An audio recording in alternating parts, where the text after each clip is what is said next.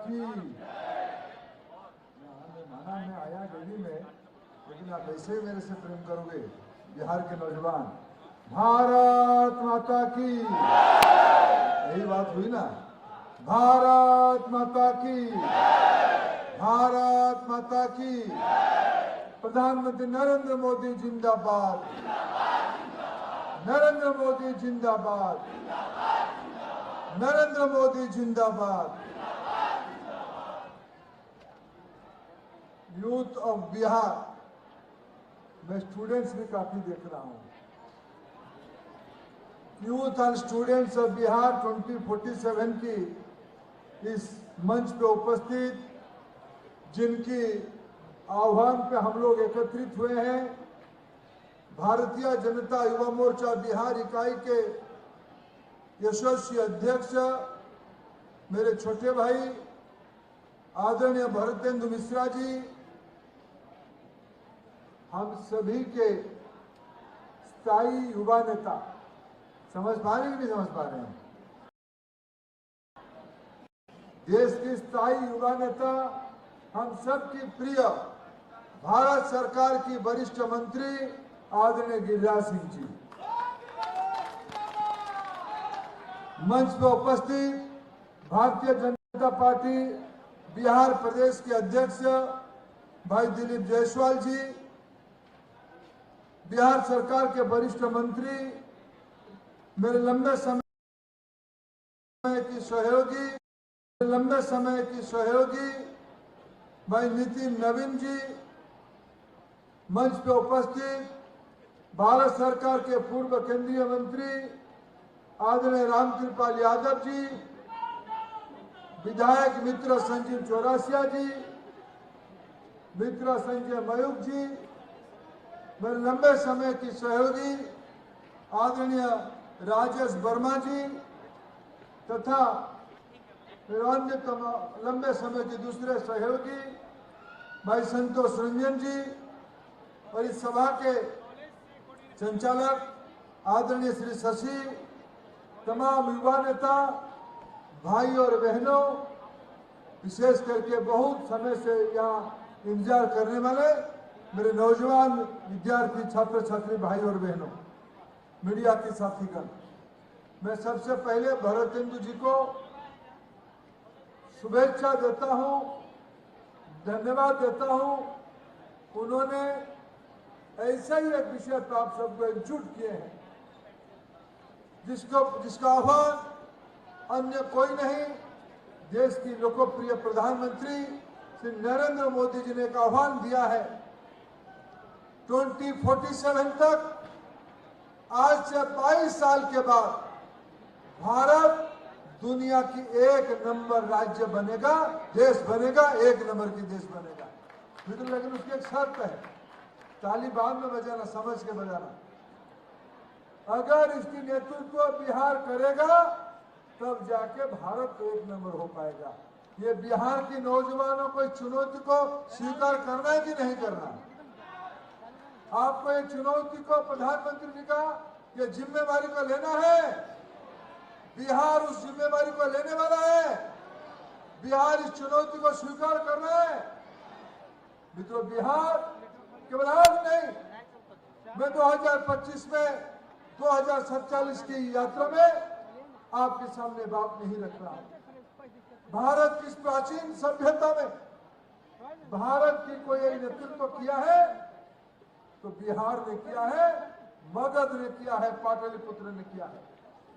मैं इस पाटलिपुत्र की धरती में भारत जब एक नई ऊंचाई की ओर जाने की तैयारी कर रहा है पिछले 11 साल से, और बिहार में एनडीए की शासन पिछले 20 साल से चल रहा है।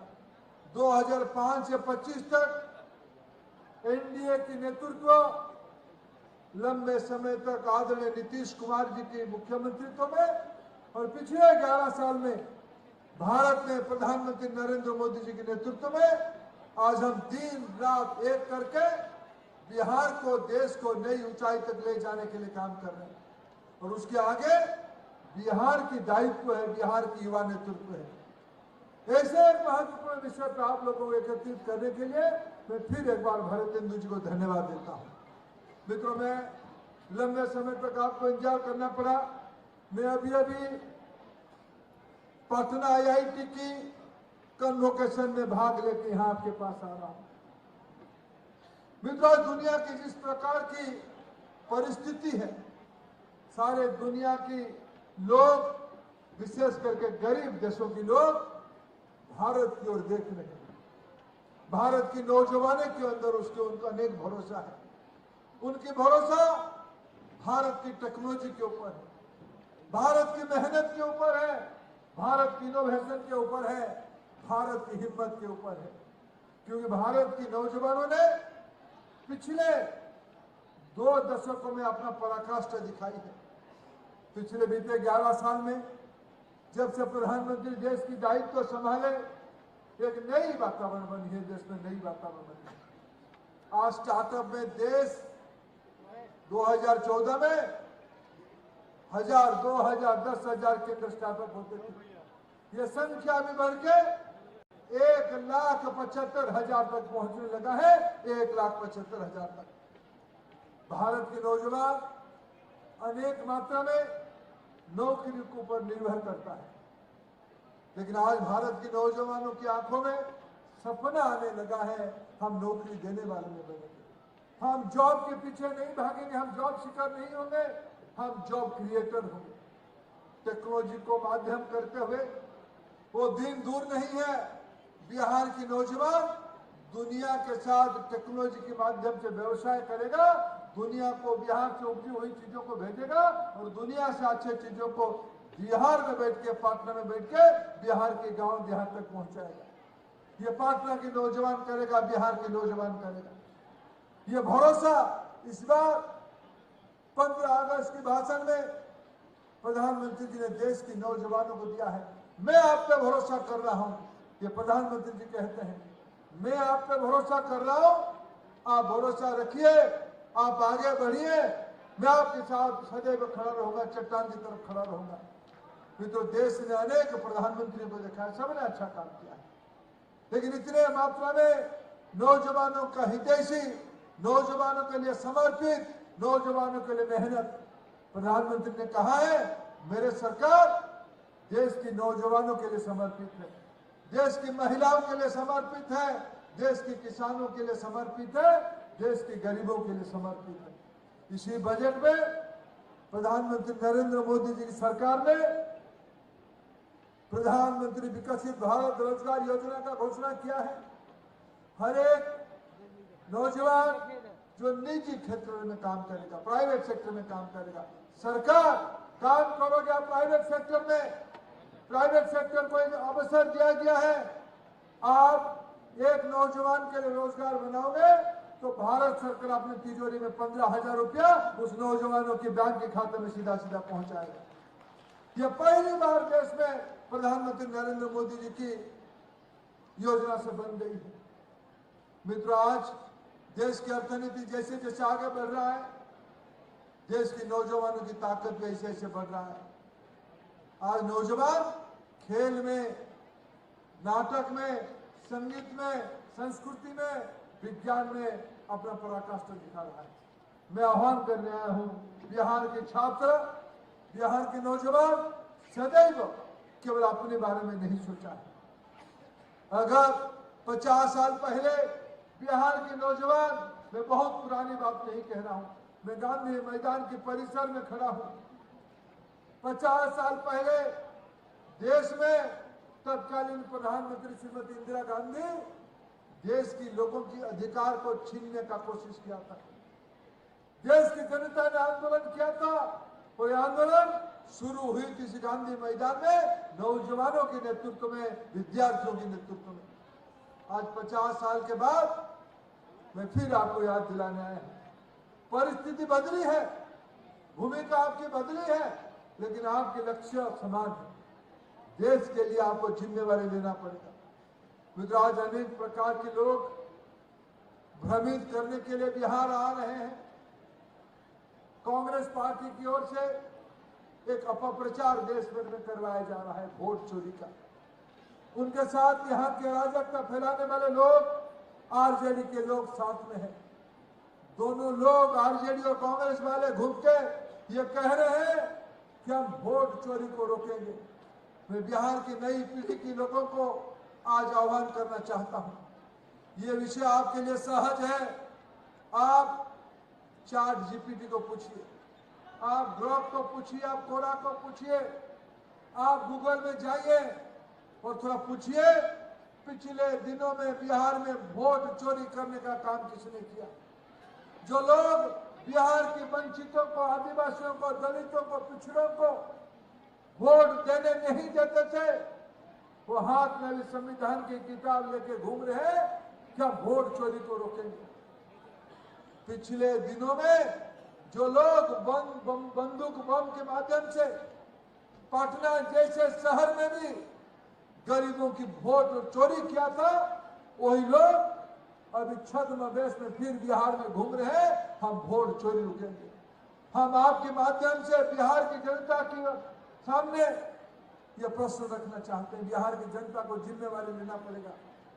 क्या इस बिहार में मैं नौजवान को पूछना चाहूंगा, बिहार के संसाधनों के ऊपर अधिकार बिहार के नौजवानों की है या बांग्लादेशियों की है? किसके अधिकार है, बिहार या बांग्लादेश? ये यहाँ की पानी के ऊपर अधिकार किसकी है, बिहार या बांग्लादेश? यहाँ के खेतों में किसकी जोतने के अधिकार है? यहाँ की नौकरियों पे किन के अधिकार है? यहाँ की मजदूरी पे किन के अधिकार है? मित्रों, किन की वोट कटने वाला है? आपको प्रमाण दिखाना पड़ेगा। देश कोई धर्मशाला नहीं है, कोई खैरात बांटने वाले हम लोग नहीं है। हम मेहनत करेंगे तो अपने ही लिए करेंगे, अपना देश को दुनिया की एक नंबर देश बनाने के लिए करेंगे, हमारे राज्य के विकास के लिए करेंगे। ये वोट चोरी की नारा लगाने वाले कहे, क्या यहाँ रोहिंग्या को रहने देना चाहते हैं? क्या बांग्लादेशी को यहाँ वोट बनवाना चाहते हैं? क्या बिहार के नौजवान उस चुनौती को स्वीकार नहीं करेगा? इस भ्रम को दूर नहीं करेगा? करेगा कि नहीं करेगा? करेगा कि नहीं करेगा? क्या हम अपने अधिकार के लड़ेंगे कि नहीं लड़ेंगे? यही तो विषय है। जो छद्मवेश में नकली लोग बिहार के विकास को बाधा देना चाहते हैं। कल मेरा संपर्क बिहार से बड़ा अटूट है। मैं लंबे समय तक बिहार की राजनीति से भी जुड़ा हूं। मैं सालों तक यहीं रह के राजनीति की कार्यकर्ता के रूप में काम किया है। मैं कल बहुत साल के बाद पटना आया, पटना की एयरपोर्ट देखा। मैं प्रधानमंत्री नरेंद्र मोदी जी को बिहार वासियों की ओर से, देश की ओर से आभार प्रकट किया। आपकी दृष्टिकोण पटना आज नया रूप ले रहा है। पटना एयरपोर्ट उसकी उदाहरण है, उसकी साक्ष्य है। मैं सुबह आज टहलने के लिए जेपी गंगा सेतु में टहलने के लिए गया। मित्रों, मैं चुनौती देता हूं ये वोट चोरी की राह लड़ने वाले लोगों को, जो लोग बिहार की संसाधनों को लूट के अपना तिजोरी भरते थे, गाय भैंस की चारा को चोरी करते थे, बिहार की जमीन को हड़पते थे। ये लोग जाके जेपी गंगा पर दिख के आए, तब उनको विकास क्या ध्यान में आएगा?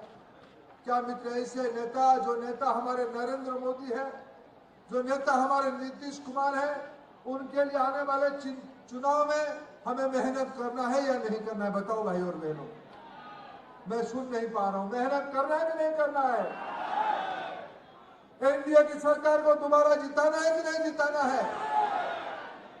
मित्रों, यही गांधी मैदान साक्षी है। इमरजेंसी क्यों देश में लगी?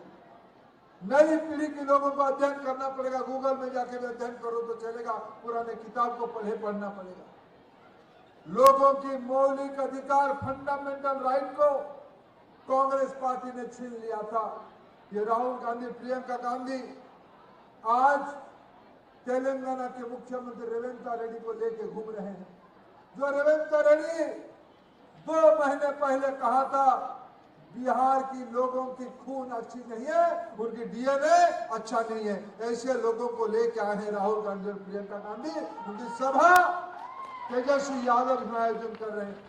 मैं आप लोगों का आह्वान करता हूं, जाइए पूछिए, उनको माफी मांगनी चाहिए बिहार की जनता से। राहुल गांधी, प्रियंका गांधी, तेजस्वी यादव को बिहार की जनता के सामने माफी मांगनी चाहिए कि नहीं चाहिए? क्या गाली देने वालों को मदद करनी चाहिए? क्या रेवंता रेड्डी ने ठीक काम किया था?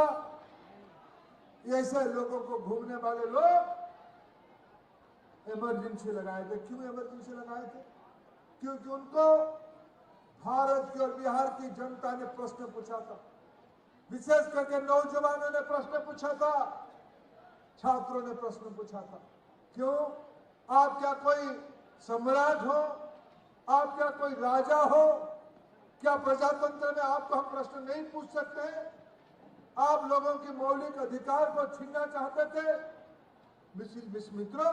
इसीलिए देश की नौजवान जब बिहार के नेतृत्व में, जयप्रकाश नारायण जी के नेतृत्व में इस गांधी मैदान के अंदर देश के सामने एक नया आंदोलन के रूप रखा, इससे भयभीत होकर इंदिरा गांधी जी ने इमरजेंसी लगाई, संविधान को छीन भिन किया, तार किया, संविधान को काले कोठरी में बंद करने के लिए उन्होंने षड्यंत्र किया।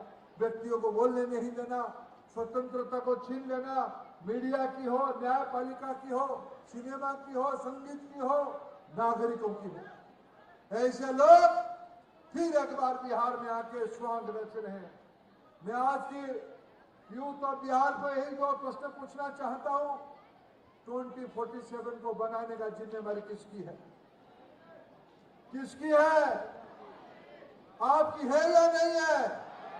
बनाएंगे, डेवलप नेशन बनाएंगे, क्या उसको बाधा डालने वाले लोगों को हराएंगे कि नहीं हराएंगे? दो दायित्व है। 47 के लक्ष्य को पूरा करना है, उनमें बाधा देने वाले लोगों को हराएंगे कि नहीं हराएंगे? मित्रों, यही दो अपेक्षा के साथ मैं फिर आप सबको बधाई देता हूं इस प्रमुख जुटान के लिए, इस राजनीतिक समावेश के लिए। फिर एक बार मैं युवा मोर्चा की बिहार की तमाम कार्यकर्ताओं को धन्यवाद देता हूं। ये संघर्ष फिर एक बार हम देश के लिए लड़े, भारत को समृद्ध बनाने के लिए लड़े। देश की नौजवान 100 साल पहले देश की स्वराज्य के लिए रहा था। आज हम 100 साल पहले देश को समृद्ध बनाने के लिए लड़े, विकसित बनाने के लिए लड़े। ये तब होगा जब बिहार विकसित होगा। इसलिए बिहार की युवा एकजुट होकर उस आंदोलन को आगे ले। बहुत बहुत धन्यवाद।